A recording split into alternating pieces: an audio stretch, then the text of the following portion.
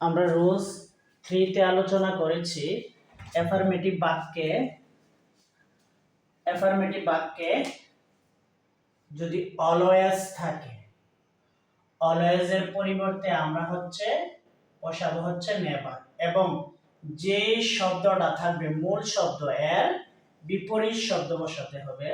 যেমন he is always late in the class, তাহলে আমরা অলওয়েজ এর পরিবর্তে বসিয়েছি নেভার, আর মূল শব্দ লেট। লেট এর বিপরীত শব্দ পাংচুয়াল। লেট অর্থ দেরি করা, আর পাংচুয়াল অর্থ সময় মতে আসা।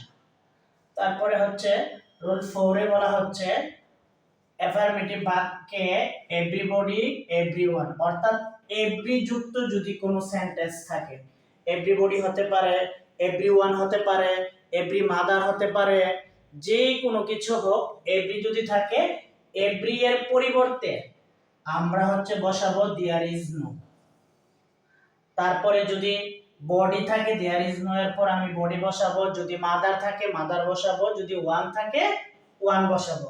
যেমন এভরিবডি লাইকস হিম, তাহলে আমি এভরি এর পরিবর্তে বসিয়েছি there is no.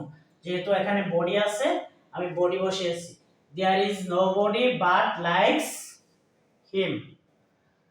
R transformation সেন্টেন্সটা প্রিয় শিক্ষার্থীবৃন্দ, ক্লাস 6 থেকে দ্বাদশ শ্রেণী পর্যন্ত সকল শ্রেণীর এই ট্রান্সফরমেশন সেন্টেন্স আসে। আর আমরা ইংরেজি গ্রামার ভালোভাবে বুঝতে হলে অবশ্যই ট্রান্সফরমেশন সেন্টেন্স সম্পর্কে ভালো ধারণা থাকতে হবে।